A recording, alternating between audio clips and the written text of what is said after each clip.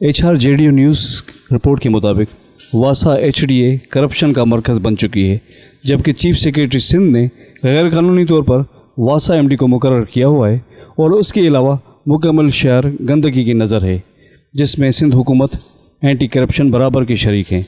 HDA और वासा माहाना करोड़ों रुपए की रिकवरी करते हैं और सिंध हुकूमत से भी करोड़ों रुपए की ग्रांट लेते हैं और जाली बिलिंग की नज़र हो जाते हैं।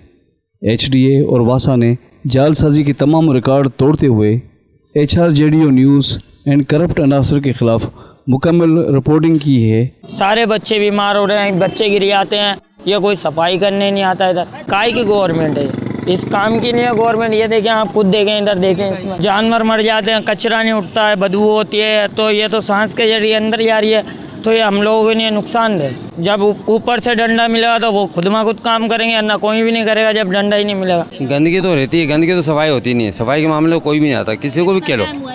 तकरीबन 1.5 साल से मैं देख रहा हूँ। यहाँ एक बंदा आता है, वो पर्ची लेके आता है, हर एक से 10 रुपये 20 रुपये लेके आता है। वो बल्दिया वाले कहाँ आते हैं? बल्दिया वाले तो कोई नहीं आते यहाँ पर। लेकिन बड़े अफसोस के साथ कहना पड़ता है कि एहतसाबी इदारा नेब भी आवाम के साथ मजाक कर रहा है। लिहाजा हम सुप्रीम कोर्ट ऑफ पाकिस्तान से अपील करते हैं कि अपना किरदार अदा करें और इन करप्ट अनासर के ख़िलाफ़ फिल फौर कार्रवाई करें।